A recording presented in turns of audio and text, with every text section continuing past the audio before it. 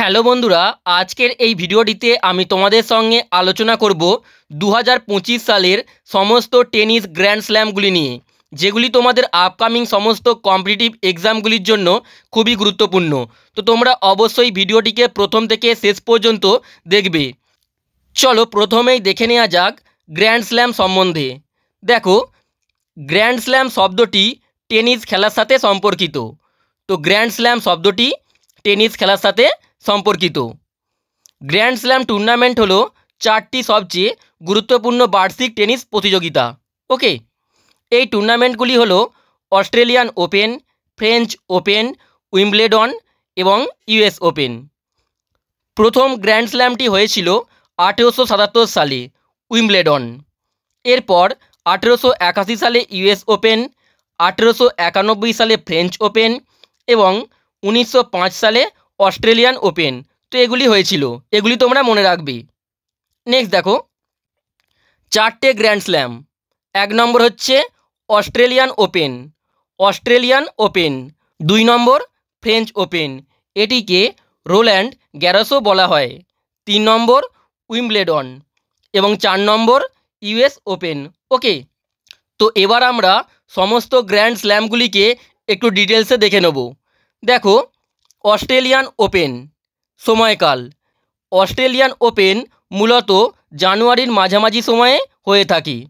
স্থান, এটি অস্ট্রেলিয়ার মেলবোর্ন শহরে মেলবোর্ন পার্কে অনুষ্ঠিত হয়।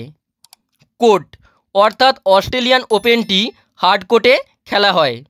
প্রতিষ্ঠিত, অর্থাৎ অস্ট্রেলিয়ান ওপেনটি প্রতিষ্ঠিত হয়েছিল 1905 সালে। দেখো, এটি হচ্ছে বছরের প্রথম গ্র্যান্ড স্ল্যাম, এটি বছরের প্রথম গ্র্যান্ড স্ল্যাম। নেক্সট দেখো, ফ্রেঞ্চ ওপেন। নেক্সট হচ্ছে ফ্রেঞ্চ ওপেন সময়কাল, এটি মে মাসের শেষ থেকে জুন মাসের শুরু পর্যন্ত অনুষ্ঠিত হয়। স্থান, এটি ফ্রান্সের প্যারিস শহরে অবস্থিত স্টেড রোল্যান্ড গ্যারোসে অনুষ্ঠিত হয়। ফ্রান্সের প্যারিস শহরের স্টেড রোল্যান্ড গ্যারোসে। কোর্ট, অর্থাৎ ফ্রেঞ্চ ওপেনটি খেলা হয় ক্লে বা মাটির কোর্টে। প্রতিষ্ঠিত, ফ্রেঞ্চ ওপেনটি প্রতিষ্ঠিত হয়েছিল 1891 সালে। এটিকে রোল্যান্ড গ্যারোসও বলা হয়, এটি রোল্যান্ড গ্যারোস নামেও পরিচিত। ওকে, আর ফ্রেঞ্চ ওপেনটি হলো বছরের দ্বিতীয় গ্র্যান্ড স্ল্যাম। নেক্সট দেখো, উইম্বলেডন সময়কাল, এটি জুন মাসের শেষ থেকে জুলাই মাসের শুরু পর্যন্ত অনুষ্ঠিত হয়। স্থান, উইম্বলেডন ইংল্যান্ডের লন্ডন শহরে অবস্থিত অল ইংল্যান্ড লন টেনিস ও ক্রিকেট ক্লাবে অনুষ্ঠিত হয়। অল ইংল্যান্ড লন টেনিস ও ক্রিকেট ক্লাবে এটি অনুষ্ঠিত হয়। কোর্ট, অর্থাৎ উইম্বলেডন এটি প্রাকৃতিক ঘাসের কোর্টে খেলা হয়, প্রাকৃতিক ঘাসের কোর্টে। প্রতিষ্ঠিত, এটি প্রতিষ্ঠিত হয়েছিল 1877 সালে। উইম্বলেডন বিশ্বের সবচেয়ে প্রাচীন এবং সবচেয়ে মর্যাদাপূর্ণ টেনিস টুর্নামেন্ট। এটি ঘাসের উপর খেলা একমাত্র গ্র্যান্ড স্ল্যাম। উইম্বলেডন বছরের তৃতীয় গ্র্যান্ড স্ল্যাম। ওকে, নেক্সট দেখো, ইউএস ওপেন। নেক্সট হচ্ছে ইউএস ওপেন সময়কাল, এটি আগস্টের শেষ থেকে সেপ্টেম্বরের শুরু পর্যন্ত অনুষ্ঠিত হয়। স্থান, ইউএস ওপেন মূলত মার্কিন যুক্তরাষ্ট্রের নিউ ইয়র্ক সিটিতে অবস্থিত ইউএসএ বিলি জিন কিং ন্যাশনাল টেনিস সেন্টারে অনুষ্ঠিত হয়, মার্কিন যুক্তরাষ্ট্রের নিউ ইয়র্ক সিটিতে। কোর্ট, অর্থাৎ ইউএস ওপেনটি হার্ড কোর্টে খেলা হয়। প্রতিষ্ঠিত, ইউএস ওপেনটি প্রতিষ্ঠিত হয়েছিল 1881 সালে, আর ইউএস ওপেন হলো বছরের শেষ গ্র্যান্ড স্ল্যাম। ওকে, নেক্সট আমরা দেখে নেব গ্র্যান্ড স্ল্যাম থেকে সমস্ত তথ্য বা রেকর্ডগুলি। উইম্বলেডন ওপেন হলো প্রাচীনতম গ্র্যান্ড স্ল্যাম টেনিস টুর্নামেন্ট, এটি 1877 সালে শুরু হয়েছিল। বর্তমানে সর্বাধিক গ্র্যান্ড স্ল্যাম একক শিরোপার রেকর্ড রয়েছে নোভাক জোকোভিচের দখলে, যার সংখ্যা হলো 24টি। তারপরেই রাফায়েল নাদাল 22টি গ্র্যান্ড স্ল্যাম শিরোপা নিয়ে দ্বিতীয় স্থানে রয়েছে, সেকেন্ড পজিশনে রয়েছে রাফায়েল নাদাল। আর প্রথম ভারতীয় হিসাবে গ্র্যান্ড স্ল্যাম খেতাবটি জয় করেন মহেশ ভূপতি 1897 সালে। ওকে, নেক্সট দেখো, অস্ট্রেলিয়ান ওপেন এটি হার্ড কোর্টে খেলা হয়ে থাকে। অস্ট্রেলিয়ান ওপেনটি হার্ড কোর্টে খেলা হয়। ফ্রেঞ্চ ওপেনটি খেলা হয়ে থাকে ক্লে বা মাটির কোর্টে। ক্লে বা মাটির কোর্টে ফ্রেঞ্চ ওপেনটি খেলা হয়। উইম্বলেডন খেলা হয় ঘাসের কোর্টে। উইম্বলেডন ঘাসের কোর্টে খেলা হয়ে থাকে এবং ইউএস ওপেনটি খেলা হয় হার্ড কোর্টে। ইউএস ওপেনটিও হার্ড কোর্টে খেলা হয়। ওকে, এগুলি তোমরা ভালো করে মনে রাখবে। তো এবার আমরা কিছু এমসিকিউ প্রশ্ন দেখে নেব, যেগুলি তোমাদের আপকামিং সমস্ত কম্পিটিটিভ এক্সামগুলির জন্য খুবই গুরুত্বপূর্ণ। দেখো, প্রথম প্রশ্ন, ইউএস ওপেন 2025-এ পুরুষদের একক শিরোপাটি কে জিতেছেন? তো তোমরা যদি অ্যান্সারগুলি জেনে থাকো অবশ্যই আগে কমেন্ট করে জানিয়ে দেবে। দেখো, সম্প্রতি ইউএস ওপেন হয়ে গেল, এতে পুরুষদের একক শিরোপাটি জিতেছে Carlos Alcaraz. Option A right answer, Carlos Alcaraz. তিনি স্পেন থেকে বিলং করেন। ইম্পর্টেন্ট পয়েন্টস দেখো, 2025 সালের ইউএস ওপেনে পুরুষদের একক শিরোপাটি জিতেছেন কার্লোস আলকারাজ। তিনি ফাইনালে জ্যানিক সিনারকে পরাজিত করেন। ওকে, তো বন্ধুরা এখানেই বলে রাখি, আমাদের একটি নতুন প্রাইভেট টেলিগ্রাম চ্যানেল খোলা হয়েছে। এখানে তোমরা এবার থেকে সমস্ত ইউটিউব ভিডিওর প্রিন্টেবল পিডিএফগুলি পেয়ে যাবে শুধুমাত্র একবার জয়েন হলেই। টেলিগ্রাম চ্যানেলটিতে জয়েন হতে নিচে দেওয়া ইউপিআইডি বা কিউআর কোডে তোমরা স্ক্যান করে মাত্র 49 টাকা পেমেন্ট করে পেমেন্টের স্ক্রিনশটটি এই যে হোয়াটসঅ্যাপ নাম্বারটি দেওয়া আছে এখানে পাঠাবে। পাঠানোর পরেই তোমরা টেলিগ্রাম চ্যানেলটির জয়েন লিঙ্ক পেয়ে যাবে। ওকে, নেক্সট প্রশ্ন, ইউএস ওপেন 2025-এ মহিলাদের একক শিরোপাটি কে জিতেছেন? তো ইউএস ওপেন 2025-এ মহিলাদের একক শিরোপাটি জিতেছেন Arina Sabalenka. Option B right answer, Arina Sabalenka. তিনি বেলারুস থেকে বিলং করেন। ওকে, ইম্পর্টেন্ট পয়েন্টস দেখো, ইউএস ওপেন 2025-এ মহিলাদের একক শিরোপাটি জিতেছেন আরিনা সাবালেঙ্কা। তিনি ফাইনালে আমান্ডা আনিসিমোভাকে পরাজিত করেন। ওকে, নেক্সট দেখো, উইম্বলেডন ওপেন 2025-এ পুরুষদের একক শিরোপাটি কে জিতেছেন? তো দেখো, উইম্বলেডন ওপেন 2025-এ পুরুষদের একক শিরোপাটি জিতেছেন Jannik Sinner. Option C right answer, Jannik Sinner. তিনি ইতালি থেকে বিলং করেন। ইম্পর্টেন্ট পয়েন্টস দেখো,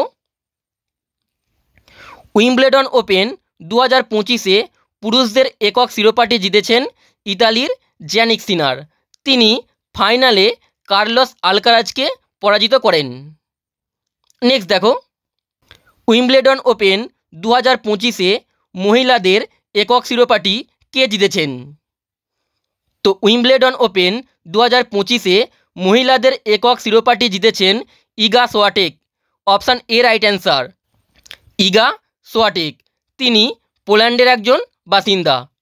ইম্পর্টেন্ট পয়েন্টস দেখো, উইম্বলেডন ওপেন 2025-এ মহিলাদের একক শিরোপাটি জিতেছেন পোল্যান্ডের টেনিস তারকা ইগা সোয়াটেক।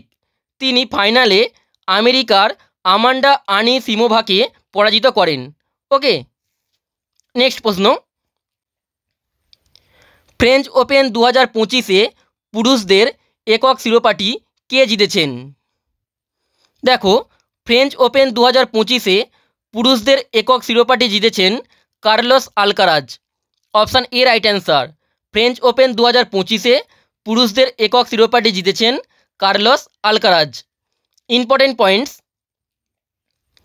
ফ্রেঞ্চ ওপেন 2025-এ পুরুষদের একক শিরোপাটি জিতেছেন স্পেনের কার্লোস আলকারাজ। তিনি ফাইনালে ইতালির জ্যানিক সিনারকে পরাজিত করেন। নেক্সট প্রশ্ন, ফ্রেঞ্চ ওপেন 2025-এ মহিলাদের একক শিরোপাটি কে জিতেছেন?